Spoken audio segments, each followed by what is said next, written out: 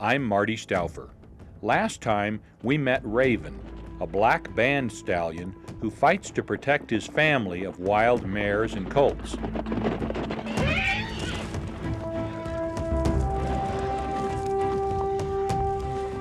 Raven is likely a descendant of horses brought by the Spanish in the 1600s. Or perhaps he is descended of a sacred animal sent by the Creator. On horseback, the Indian people created an unparalleled culture. Many of their horses wandered off and became wild. A few still survive atop the Arrowhead Mountains in Montana.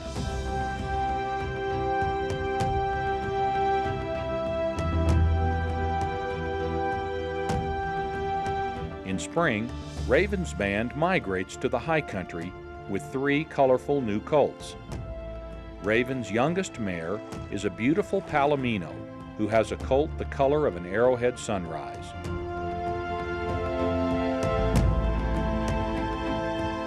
Their peaceful life is shattered as Bureau of Land Management cowboys search the mountain trying to capture Mustangs. Raven and his band are trapped, and worse, his strawberry roan colt is missing. Cruelty and neglect result in the death of horses, including Raven's Gruya colt, left to rot in a landfill.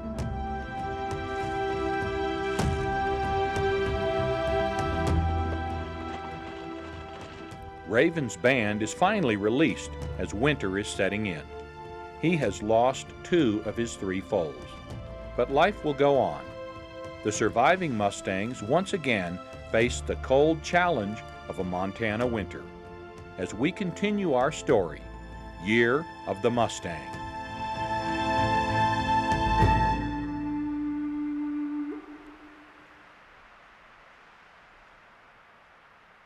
Snow dominates the landscape, lying heavy and deep on the arrowheads.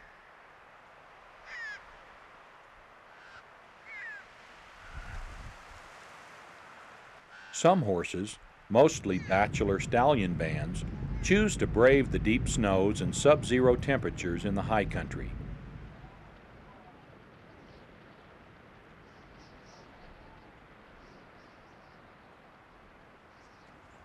Even lower on the mountainside, snow still accumulates, and finding enough to eat requires extra effort.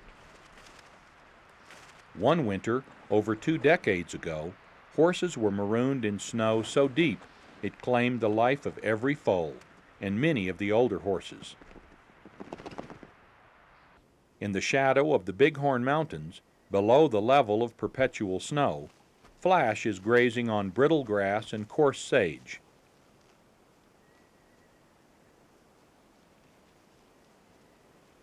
His mare is nearby, with their filly, born in mid-October.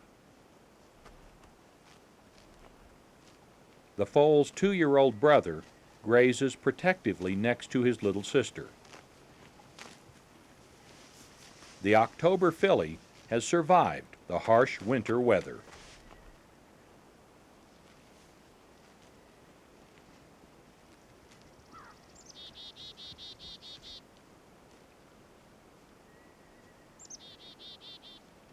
Further down the mountain, in the desert lowlands, Raven rubs on a juniper snag. Although he has recovered his Palomino mare, their strawberry roan colt is not with her. The BLM told us that the colt ran away from its mother during the fall roundup. But the truth is, the colt fell or was driven off this cliff, broke its back, and was shot.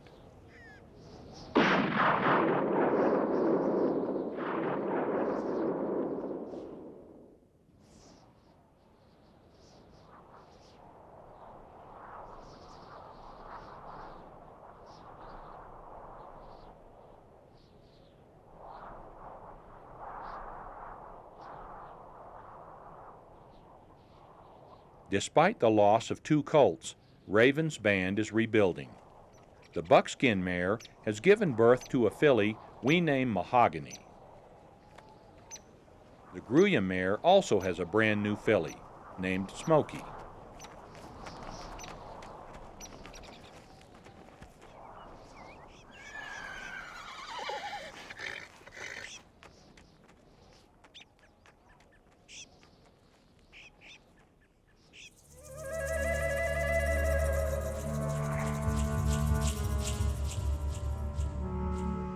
Mule deer are the primary prey of mountain lions. Lions also kill wild horse foals if they get the chance. In one area of Nevada, mountain lions are known to kill up to 70% of the foal crop.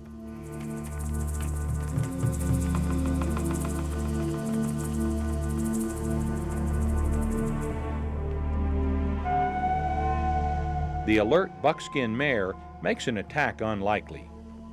Mountain lions rely almost exclusively on ambush techniques to make a kill. After a gestation period of nearly a year, the Palomino moves away from her band one afternoon to find a secluded spot to foal. Like most wild horses, she will give birth at night and rejoin her band the next day.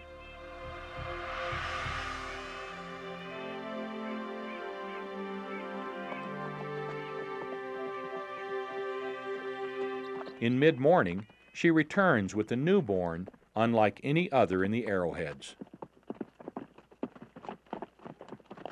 We name her nearly white colt Cloud.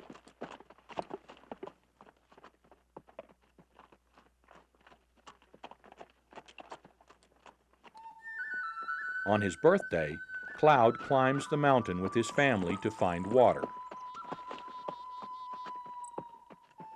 The water holes are empty or inaccessible now, so snow, piled in drifts under the Douglas fir canopy, becomes their water source.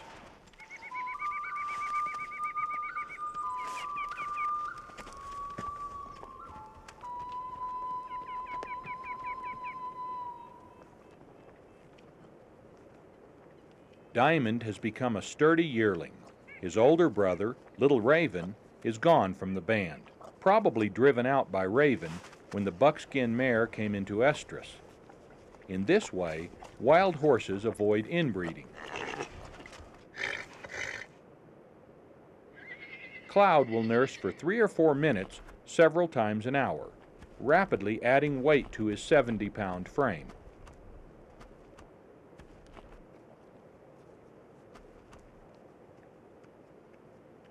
It will be several weeks before he is as independent as his sisters.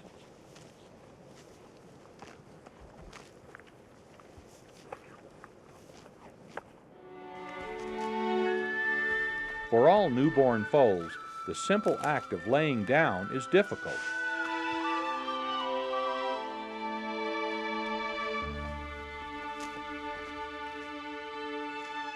Like his mother and his grandmother, he would have been a prized Indian horse because colorfully painted symbols would stand out on his light-colored coat. A beauty like Cloud might have inspired one of the Indians' favorite pastimes, horse stealing.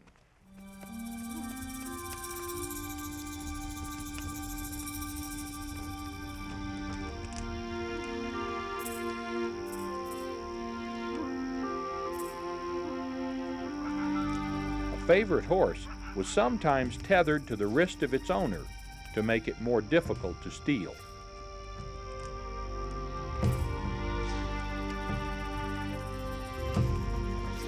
A clever thief was one who got away undetected. His calling card was sometimes a pair of worn-out moccasins. The unwritten message, "I wore out my moccasins walking, now I ride." You can wear out your moccasins finding more horses.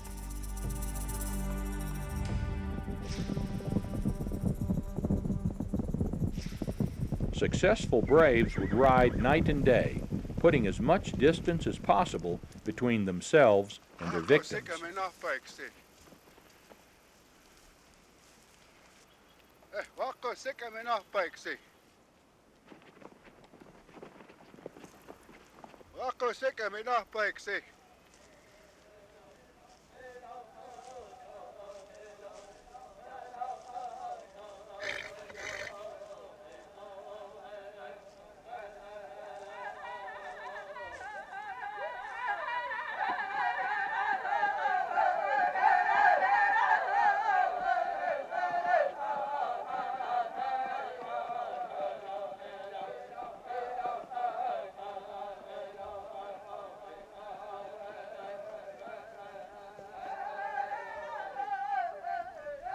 Great honor was bestowed upon those returning home unharmed with horses, the most prized possession of native people.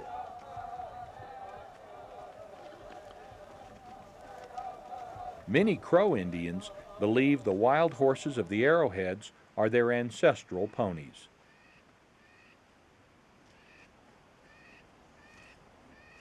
In June, Raven and his band are migrating to the high country. Characteristically, the mares lead the way, while Raven protects the rear.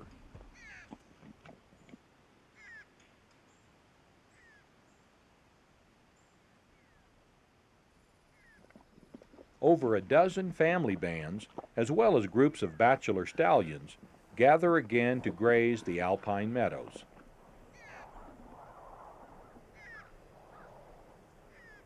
Spring-blooming pasque flowers give way to shaded summer hillsides of larkspur and huge beds of lupin flowers.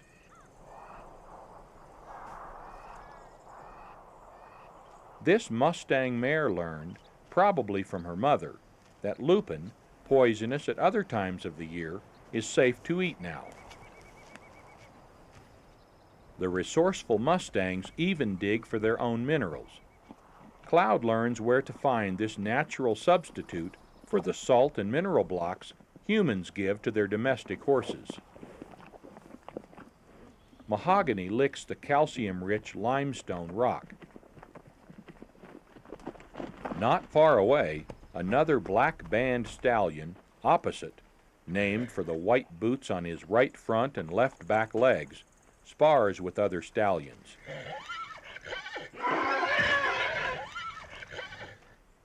Nearby, Little Raven, Raven's 2-year-old son, watches. Only months before, Little Raven expressed his attraction to his father's Palomino mare.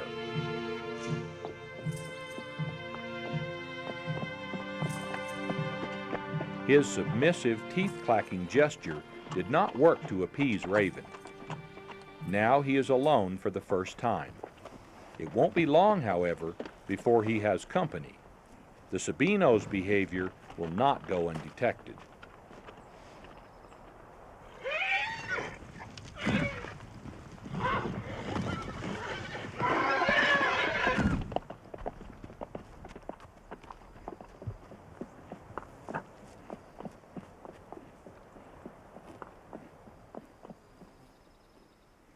When Opposite returns, he sees Little Raven, smelling the aroma of the roan mare from afar.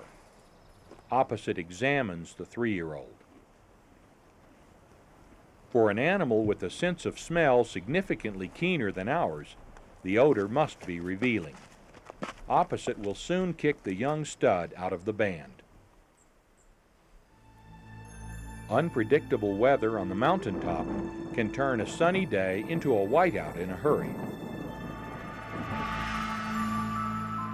but the Mustangs don't seem to notice. Cloud is growing strong. Though 2 months younger, he is nearly as tall as Smoky. When another band stallion approaches, both foals submissively clack their teeth, as if to say, "Don't hurt me, I'm little."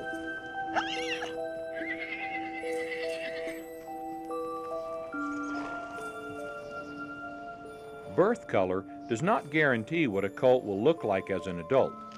Mahogany's solid coat is roaning out, as white hairs mix with brown. Thick fog enshrouds the alpine meadows, and the horses grow indistinct and ghost-like.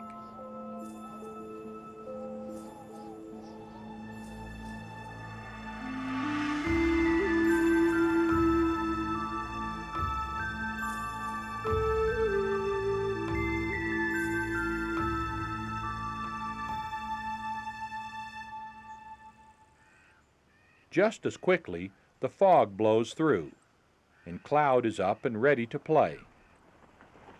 Surprisingly, he picks a yearling from another band to spar with. At just 2 months, he's unusually bold. Too bold for his mother, who breaks off play before it gets rough.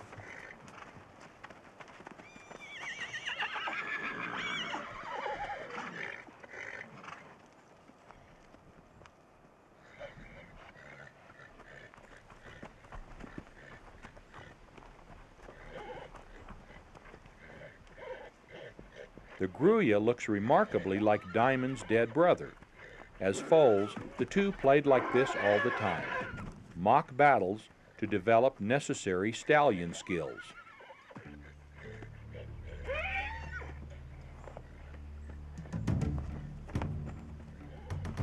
Opposite, Sabino's son is on his own, play fighting with Little Raven and the deposed band leader, King.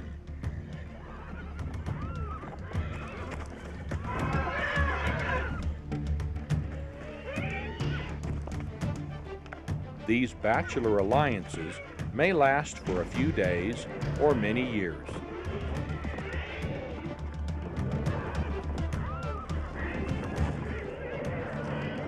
Their vocalizations, behaviors, and body postures communicate subtle and not so subtle messages.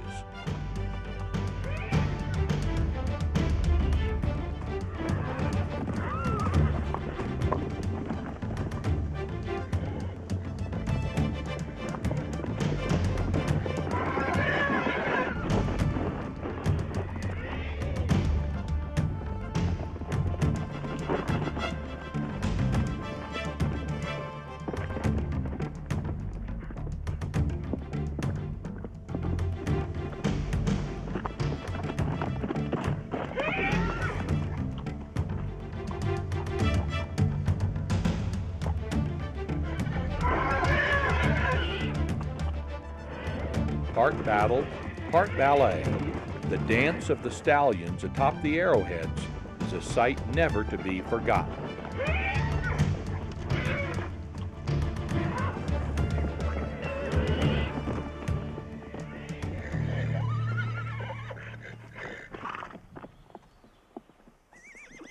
Cloud takes it all in, and in true band stallion fashion, lays his ears back fiercely, driving the visiting foal away.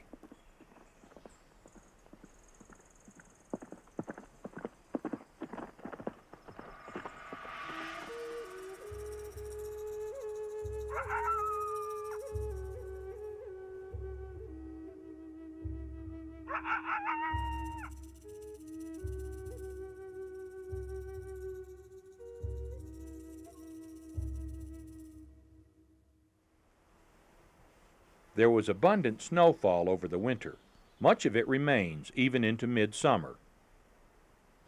The runoff keeps the water holes filled to capacity.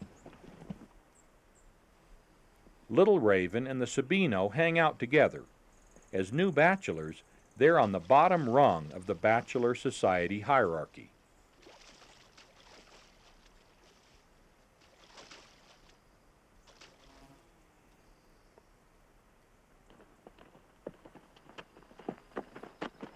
Gone forever, is the security and protection of being in a stable family band. The two enjoy a last few splashes.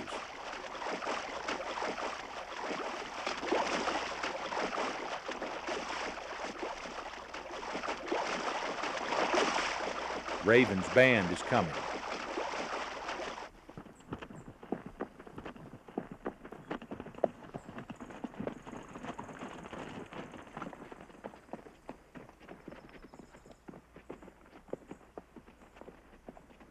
Horses may visit the water hole once or twice a day.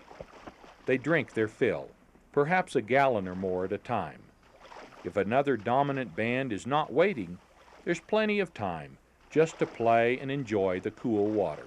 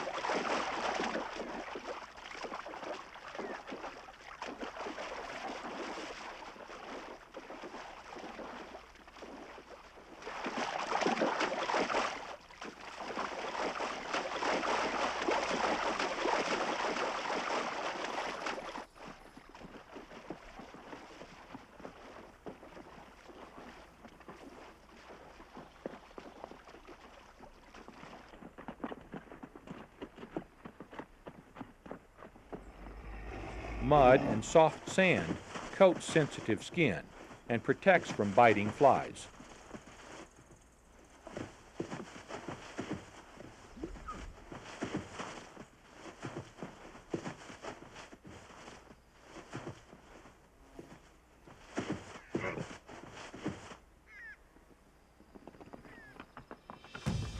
King, the former band stallion, is on the prowl for mares.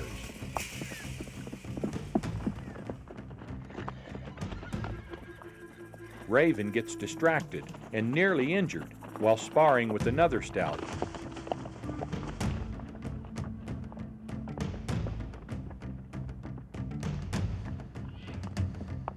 It's just the opening for which King is waiting.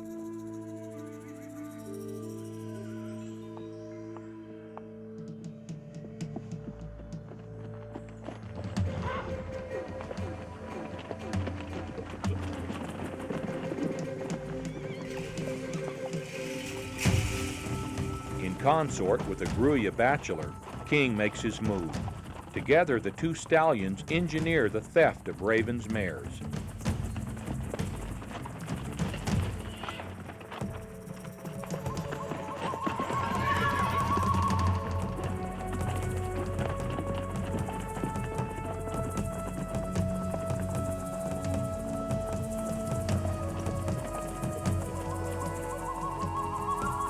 Once they get the unwilling band moving, King unseats the other bachelor, claiming the entire band for himself.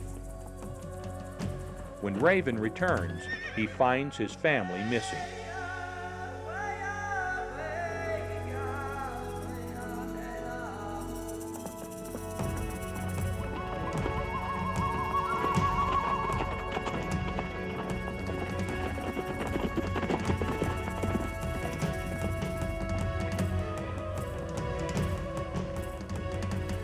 Diamond does his best to delay King until his father can catch up, but he's no match for an adult horse.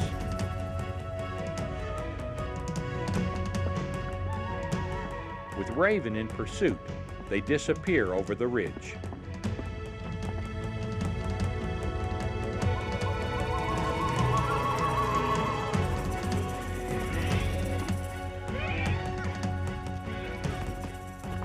Moments later, Raven appears on the hilltop, driving his band safely away.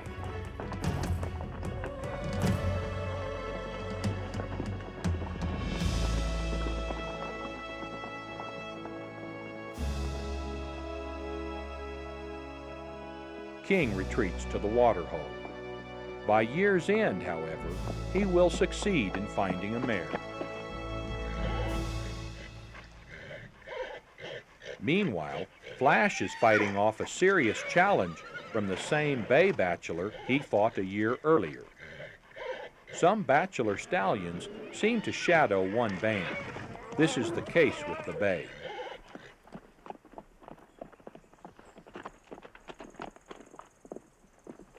Taking no chances, the experienced sorrel stallion drops his head low, snaking his mare and the October filly safely away.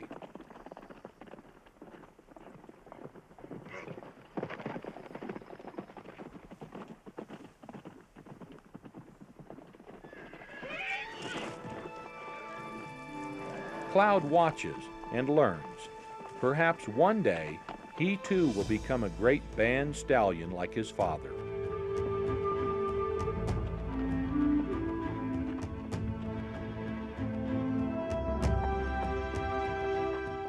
Raven's band has been through a great deal in the past year.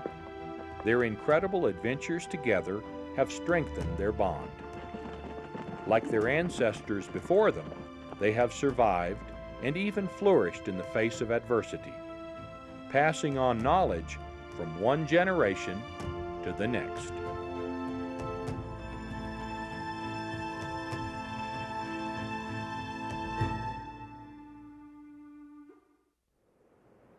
The future for Mustangs is looking much brighter. New managers are more knowledgeable and caring. Gentler roundup techniques still promise to keep horse numbers in line with range conditions. I hope that Mustangs will always grace our wide western landscape, and that every year will be the year of the Mustang. I'm Marty Stouffer. Until next time, enjoy our wild America.